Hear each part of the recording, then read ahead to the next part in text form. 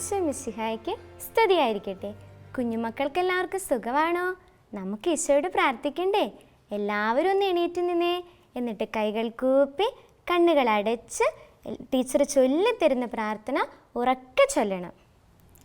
ഉണ്ണീശോയെ, ഞങ്ങളങ്ങേ സ്നേഹിക്കുന്നു. ഞങ്ങളെ ഓരോരുത്തരെയും അങ്ങേ തിരുക്കരങ്ങളിലേക്ക് ഞങ്ങൾ സമർപ്പിക്കുന്നു. പരിശുദ്ധാത്മാവിനെ അയച്ച് ഞങ്ങളെ ഓരോരുത്തരെയും ശക്തിപ്പെടുത്തണമേ. പരിശുദ്ധ അമ്മേ, ദൈവമാതാവേ, ഞങ്ങൾക്ക് വേണ്ടി പ്രാർത്ഥിക്കണമേ. അമ്മയുടെ നീല കാപ്പയ്ക്കുള്ളിൽ ഞങ്ങളെ ഓരോരുത്തരെയും പൊതിഞ്ഞ് സൂക്ഷിക്കണമേ. ആമേൻ. ഇനി നമുക്കിരിക്കാം. നമ്മളിപ്പോൾ എത്ര പാഠം പഠിച്ചു? 7 പാഠമല്ലേ? കഴിഞ്ഞ ആഴ്ച ടീച്ചർ ഒരു കൊച്ചു വചനം പഠിക്കാൻ തന്നായിരുന്നു. ഓർക്കുന്നുണ്ടോ എല്ലാവരും? ഓർക്കുന്നുണ്ടല്ലേ? എന്നാ ഒന്ന് ഉറക്കെ പറഞ്ഞേ. അത്യുന്നതങ്ങളിൽ ദൈവത്തിന് മഹത്വം, ഭൂമിയിൽ ദൈവകൃപ ലഭിച്ചവർക്ക് സമാധാനം. മിടുക്കന്മാര്. നമുക്ക് ഇന്ന് പുതിയ പാഠം പഠിക്കണ്ടേ? നമ്മുടെ പാഠത്തിൻ്റെ പേരെന്താണെന്നറിയാവോ? ആരെങ്കിലും നോക്കിയോ പാഠത്തിൻ്റെ പേര്? ടീച്ചർ പറഞ്ഞു തരാം. കിഴക്കുദിച്ച നക്ഷത്രം. ഉറക്കെ പറഞ്ഞേ, കിഴക്കുദിച്ച നക്ഷത്രം. കുഞ്ഞുമക്കളെ, യാത്ര പോകാൻ ഇഷ്ടമാണോ? എങ്ങനെ പോകാൻ ഇഷ്ടം? ബൈക്കിൽ പോകാനാ? അതോ കാറിൽ പോകാനോ? അല്ലെങ്കിൽ ബസ്സിലോ? ചിലർക്ക് ബൈക്കിൽ പോകാൻ ഇഷ്ടം, ചിലർക്ക് കാറിൽ പോകാൻ ഇഷ്ടം, വേറെ ചിലർക്കോ ബസ്സിൽ പോകാൻ ഇഷ്ടം. എവിടെയൊക്കെ പോകാൻ ഇഷ്ടമുണ്ട്? പാർക്കിൽ പോകാൻ ഇഷ്ടമുണ്ട്, ബീച്ചിൽ പോകാൻ ഇഷ്ടമുണ്ട്, സിനിമയ്ക്ക് പോകാൻ ഇഷ്ടമുണ്ട്. പിന്നെയോ അങ്കിളിൻ്റെ ആൻറ്റിൻ്റെ വീട്ടിൽ പോകാൻ ഇഷ്ടമല്ലേ? ഇഷ്ടമല്ലേ? യാത്ര പോകുന്ന കാര്യം പറഞ്ഞപ്പോൾ എന്ത് സന്തോഷം എല്ലാവർക്കും. നമ്മൾ അങ്കിളിൻ്റെ ആൻറ്റിൻ്റെ വീട്ടിലൊക്കെ പോകില്ലേ? അപ്പോൾ അവിടെ കുഞ്ഞു വാവയുണ്ടെന്നൊക്കെ അറിഞ്ഞാൽ നമ്മൾ സമ്മാനമൊക്കെ മേടിച്ചോണ്ട് പോകില്ലേ? പോകുമല്ലേ? സമ്മാനം മേടിച്ചോണ്ട് പോകില്ലേ? ഇതുപോലെ ഉണ്ണീശോ ഉണ്ടായ സമയത്ത് ഉണ്ണീശോനെ കാണാൻ വേണ്ടി വിരുന്നുകാർ പോയായിരുന്നു. പോയപ്പോൾ അവർ ഉണ്ണീശോയ്ക്ക് സമ്മാനങ്ങളും കൊണ്ടുപോയായിരുന്നു. ആരാ പോയെന്നറിയാവോ? 3 ജ്ഞാനികൾ. അവർ ഉണ്ണീശോയെ കാണാൻ വേണ്ടി ഉണ്ണീശോയ്ക്ക് സമ്മാനങ്ങളൊക്കെ മേടിച്ച് യാത്രയായി. അങ്ങനെ അവർ യാത്ര ഇങ്ങനെ ചെയ്തു പോയപ്പോൾ കുറച്ച് കഴിഞ്ഞപ്പോൾ മടുത്തപ്പോൾ അവരൊരു വീട്ടിൽ കയറി. ആരുടെ വീട്ടിലാണെന്നറിയാവോ? ഹെറോദേസ് രാജാവിൻ്റെ വീട്ടിൽ. എന്നിട്ട് അവർ ഹെറോദേസിനോട് ഈശോനെക്കുറിച്ച് അന്വേഷിച്ചു, ശിശുവിനെക്കുറിച്ച് അന്വേഷിച്ചു. എങ്ങനെയാ ചോദിച്ചതെന്നറിയാവോ? അവർ ചോദിച്ച കാര്യം വിശുദ്ധ ഗ്രന്ഥത്തിൽ കൊടുത്തിട്ടുണ്ട്. നമുക്ക് വിശുദ്ധ ഗ്രന്ഥത്തിൽ നിന്ന് അത് കേട്ടാലോ? കുഞ്ഞുമക്കൾ ശ്രദ്ധിച്ചിരിക്കണേ. മത്തായിയുടെ സുവിശേഷം 2-ാമത്തെ അധ്യായം 1 മുതൽ 2 വരെയുള്ള തിരുവചനങ്ങൾ. ഹെറോദേസ് രാജാവിൻ്റെ കാലത്ത് യൂദയായിലെ ബെത്ലഹേമിൽ യേശു ജനിച്ചപ്പോൾ പൗരസ്ത്യ ദേശത്തു നിന്ന് ജ്ഞാനികൾ ജെറുസലേമിലെത്തി.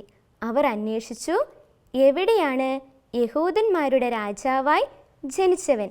ഞങ്ങൾ കിഴക്ക് അവൻ്റെ നക്ഷത്രം കണ്ട് അവനെ ആരാധിക്കാൻ വന്നിരിക്കുകയാണ്. നമ്മുടെ കർത്താവായ ഈശോ മിശിഹായ്ക്ക് സ്തുതി. വചനം കേട്ടോ കുഞ്ഞുമക്കള്? എന്താ ജ്ഞാനികൾ ചോദിച്ചേ? എന്താ ചോദിച്ചേ? യഹൂദരുടെ രാജാവായി ജനിച്ചവൻ എവിടെയാണെന്ന്. എവിടെയാ ജനിച്ചേ? യഹൂദരുടെ രാജാവായി ജനിച്ചവൻ എവിടെയാണെന്ന് അവർ ആരോട് ചോദിച്ചു? ഹെറോദേസ് രാജാവിനോട് ചോദിച്ചു. എന്തിനാ ജ്ഞാനികൾ പോകുന്നേ? ഈശോനെ കണ്ടിട്ട് ഈശോനെ കുമ്പിട്ട് ആരാധിക്കാൻ വേണ്ടിയാണ് പോകുന്നേ അല്ലേ? പക്ഷേ ഹെറോദേസ് രാജാവിന് അറിയത്തില്ലായിരുന്നു. രാജാവ് എന്ത് ചെയ്തു? അവിടെ ഉണ്ടായിരുന്ന പുരോഹിതന്മാരെയൊക്കെ വിളിച്ചു. എന്നിട്ട് പുരോഹിതന്മാരോട് ചോദിച്ചു, എവിടെയാ ശിശു ജനിക്കുകയെന്ന്. അപ്പോൾ പുരോഹിതന്മാർ പറഞ്ഞു, യൂദയായിലെ ബെത്ലഹേമിലാണ്. എവിടെയാണോ പറഞ്ഞത്? യൂദയായിലെ ബെത്ലഹേമിൽ. അപ്പോൾ സ്ഥലമൊക്കെ ആർക്ക് മനസ്സിലായി? നമ്മുടെ ജ്ഞാനികൾക്ക് സ്ഥലമൊക്കെ മനസ്സിലായി. എന്നിട്ട് അവരെന്ത് ചെയ്തു? പെട്ടെന്ന് അവരുടെ യാത്ര ആരംഭിച്ചു. അവരുടെ യാത്ര നമുക്കൊന്ന് കണ്ടാലോ? കുഞ്ഞുമക്കള് ഈ വീഡിയോ ഒന്ന് കണ്ടു നോക്കിക്കേ. യേശു ജനിച്ച ആ രാത്രി 3 വിദ്വാൻമാർ മരുഭൂമിയിലൂടെ കടന്നു പോവുകയായിരുന്നു. പെട്ടെന്ന് അവരുടെ മേൽ ഒരു വെളിച്ചം മിന്നുന്നതായി തോന്നി. അവർ ആകാശത്തിലേക്ക് നോക്കിയപ്പോൾ പ്രകാശമേറിയ ഒരു നക്ഷത്രത്തെ കണ്ടു. അന്നുവരെ അവർ കണ്ടിട്ടില്ലാത്ത ഒരു നക്ഷത്രമായിരുന്നു അത്. ആ 3 വിദ്വാൻമാർക്ക് യേശുവിനെക്കുറിച്ചുള്ള പ്രവചനം അറിയാമായിരുന്നു. ബത്ലഹേമിലെ നക്ഷത്രത്തിനു വേണ്ടി അവർ കാത്തിരിക്കുകയായിരുന്നു. അത് കണ്ടപ്പോൾ അവർ അതിയായി സന്തോഷിച്ചു. ലോകരക്ഷിതാവായവനും യഹൂദന്മാരുടെ രാജാവും ജനിച്ചു എന്നതായിരുന്നു അതിൻ്റെ അർത്ഥം.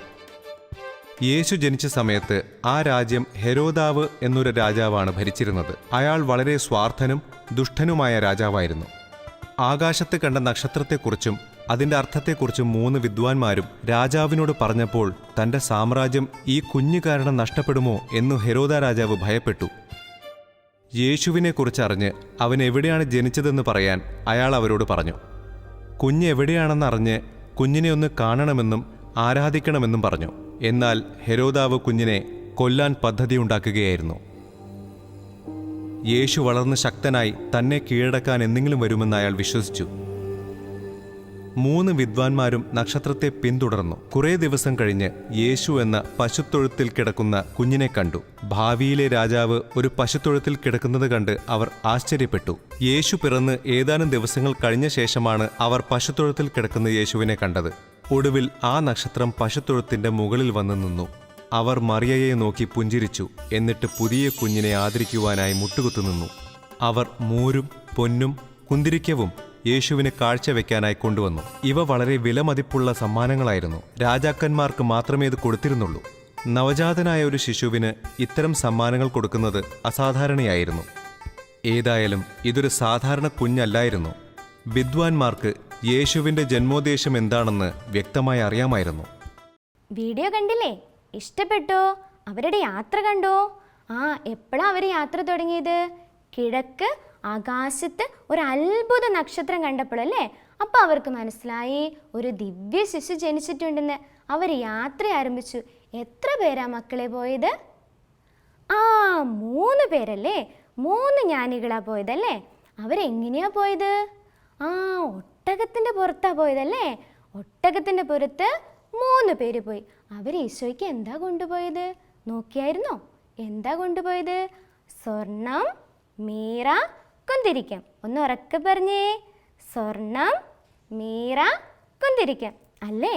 ഇനി ഈ സ്വർണവും മീറവും കുന്തിരിക്കൊക്കെ കൊണ്ടു കൊടുത്തിട്ട് അവരെന്താ ചെയ്തത്? ഈശോനെ കുമ്പിട്ട് ആരാധിച്ചു. എന്താ ചെയ്തത്? ഈശോനെ കുമ്പിട്ട് ആരാധിച്ചു. അപ്പം നമ്മൾ വീഡിയോയിൽ എന്താ കണ്ടേ? 3 ജ്ഞാനികൾ ഈശോനെ കാണാൻ വേണ്ടി ഈശോൻ്റെ അടുത്ത് ചെന്നു. എന്നിട്ടോ അവർ ഈശോയ്ക്ക് സ്വർണവും മീറയും കുന്തിരിക്കവും കൊടുത്തിട്ട് ഈശോനെ എന്ത് ചെയ്തു?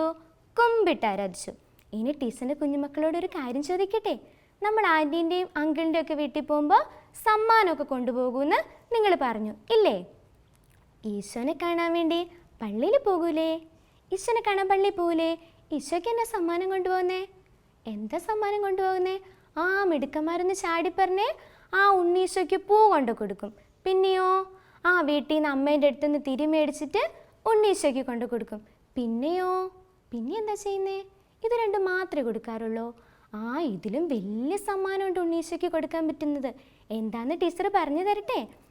ഉണ്ണീശോനെ കാണാൻ പോകുമ്പോൾ ഉണ്ണീശോയ്ക്ക് എന്ത് കൊടുക്കണോ? സുകൃതജപം ചൊല്ലി ഉണ്ണീശോയ്ക്ക് കാഴ്ച വെക്കണം. നമ്മുടെ പ്രാർത്ഥനയാണ് സുകൃതജപം. അപ്പോൾ സുകൃതജപം ചൊല്ലി ഉണ്ണീശോയ്ക്ക് കാഴ്ച വെക്കുമ്പോൾ ഉണ്ണീശോയ്ക്ക് ഒത്തിരി സന്തോഷം. അപ്പം ഇനി പള്ളിയിൽ പോകുമ്പോൾ സുകൃതജപം ചൊല്ലൂലേ? അടുത്ത ഞായറാഴ്ച പള്ളിയിൽ പോകാൻ നേരത്ത് ഈ ഞായറാഴ്ചയെ എന്ത് ചെയ്യണം? നമ്മൾ ഉണ്ണീശോനോട് പറയണം, ഉണ്ണീശോയെ നിനക്ക് വേണ്ടിയുള്ള സുകൃതജപം ഞാൻ ചൊല്ലി തുടങ്ങുക. എന്നിട്ട് എങ്ങനെ ചൊല്ലും? സുകൃതജപം അറിയാവോ കുഞ്ഞുമക്കൾക്ക്? ടീച്ചർ പറഞ്ഞു തരട്ടെ? എന്താ ചൊല്ലേണ്ടതെന്ന് പറഞ്ഞുതരാം.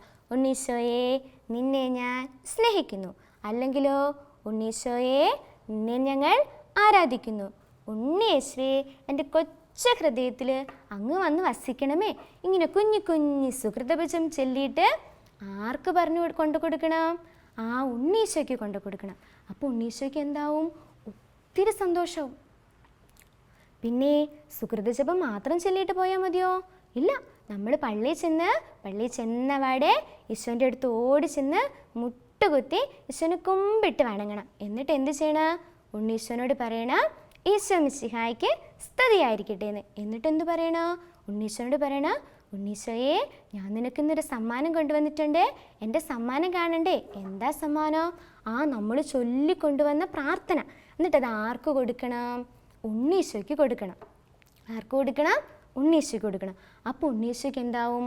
ഒത്തിരി സന്തോഷമാവും. ഉണ്ണീശോയ്ക്ക് ഒത്തിരി സന്തോഷം. അപ്പോൾ ഒത്തിരി സന്തോഷമാകുമ്പോൾ ഉണ്ണീശോ നമ്മൾ എന്ത് ചോദിച്ചാലും നമുക്ക് തരും. എന്നിട്ട് ഉണ്ണീശോനോട് നമ്മൾ ചോദിക്കണം, ഉണ്ണീശോയെ, നീ എൻ്റെ കൂടെ വരാവോ? എൻ്റെ കൂട്ടുകാരനായിട്ട്, എൻ്റെ കൂടെ കളിക്കാൻ, എൻ്റെ കൂടെ പഠിക്കാൻ, എൻ്റെ കൂടെ ഇറങ്ങാൻ നീ എൻ്റെ കൂടെ വരാവോ എന്ന് ആരോട് ചോദിക്കണം? ഉണ്ണീശോനോട് ചോദിക്കണം.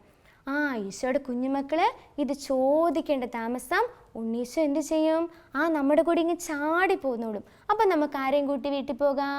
ഉണ്ണീശോനെയും കൂട്ടി വീട്ടിൽ പോകാം. അപ്പോൾ ഉണ്ണീശോനെ എങ്ങനെയാണ് വിളിക്കുക? ഉണ്ണീശോയെ, നീ എൻ്റെ കൂടെ വരാവോ എന്ന് ചോദിക്കണ്ടേ? നമുക്ക് ഉണ്ണീശോനെ ഒന്ന് വിളിച്ചാലോ? ഒരു കൊച്ചു പാട്ട് പാടി നമുക്ക് വിളിച്ചാലോ? ടീച്ചർ ചൊല്ലിത്തരും, കുഞ്ഞുമക്കള് ഏറ്റു ചൊല്ലണം കേട്ടോ. എന്നാൽ പാട്ട് പാടാം നമുക്ക്. ഉണ്ണീശുവേ കൂടെ വരാമോ, കൂട്ടുകാരനായി കൂടെ വരാമോ? ഏറ്റു ചൊല്ലിക്കേ. ഉണ്ണീശുവേ കൂടെ വരാമോ, കൂട്ടുകാരനായി കൂടെ വരാമോ? പിന്നെ എന്ത് പറയണം? എവിടെയൊക്കെ ഉണ്ണീശൻ വരണം? വീട്ടിൽ വരാമോ, എൻ്റെ സ്കൂളിൽ വരാമോ, കൂട്ടുകാരനായി കൂടെ വരാമോ? ഉണ്ണീശുവേ കൂടെ വരാമോ, കൂട്ടുകാരനായി കൂടെ വരാമോ? വീട്ടിൽ വരാമോ, എൻ്റെ സ്കൂളിൽ വരാമോ, കൂടെ വരാമോ, എൻ്റെ കൂട്ടു വരാമോ? പിന്നെ ഉണ്ണീശോയ്ക്ക് എന്തൊക്കെ കൊടുക്കും? പായസം തരാം, വലിയ പപ്പടം തരാം, ഉണ്ണി വയറു നിറയെ ചോറു തന്നിടാം.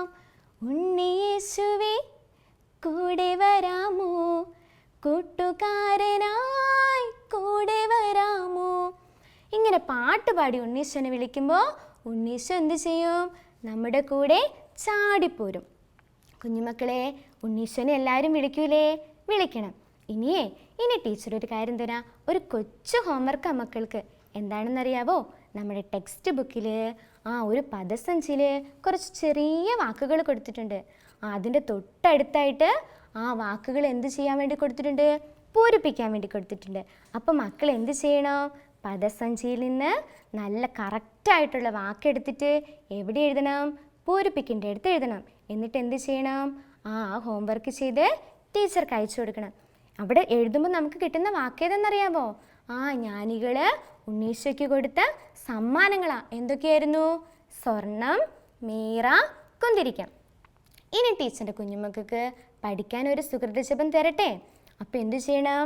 ഈ ആഴ്ച നല്ലപോലെ സുകൃത ജപം ചൊല്ലിയിട്ട് അടുത്ത ആഴ്ച ആർക്ക് കൊടുക്കണം? ഉണ്ണീശോയ്ക്ക് കൊടുക്കണം. സുകൃത ജപം തരട്ടെ. ഉണ്ണീശോയെ, അങ്ങേ ഞങ്ങൾ സ്നേഹിക്കുന്നു. കുഞ്ഞുമക്കളെ, നമ്മൾ കണ്ടു ജ്ഞാനികൾ എന്താ ഒത്തിരി ത്യാഗം സഹിച്ചിട്ടാണ് ആരുടെ അടുത്ത് എത്തിച്ചേർന്നത്? ഉണ്ണീശോൻ്റെ അടുത്ത് എത്തിച്ചേർന്നത്. അപ്പം നമ്മളും എന്ത് ചെയ്യണം? എത്ര ത്യാഗം സഹിച്ചാലും ആരെ കാണാൻ പോകണം? ഉണ്ണീശോനെ കാണാൻ പോകണം. അപ്പോൾ നമ്മൾ പാഠമൊക്കെ പഠിച്ച് മിടുക്കന്മാരായി. ഇനി നമുക്ക് ഉണ്ണീശോനോടൊന്ന് പ്രാർത്ഥിച്ചാലോ? എല്ലാവരും എണീറ്റ് നിന്നേ. എന്നിട്ട് കൈകൾ കൂപ്പി പിടിച്ചേ, കണ്ണടച്ച് പിടിച്ചേ. ടീച്ചർ ചൊല്ലിത്തരുന്ന പ്രാർത്ഥന ഉറക്കെ ചൊല്ലണം. ഉണ്ണീശോയെ, ഞങ്ങളങ്ങേ സ്നേഹിക്കുന്നു. ഞങ്ങളെ ഓരോരുത്തരെയും അങ്ങേ കരങ്ങളിലേക്ക് സമർപ്പിക്കുന്നു.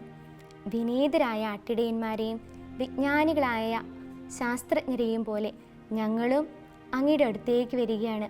ഉണ്ണീശോയെ, ഞങ്ങളങ്ങേ കുമ്പിട്ട് ആരാധിക്കുന്നു.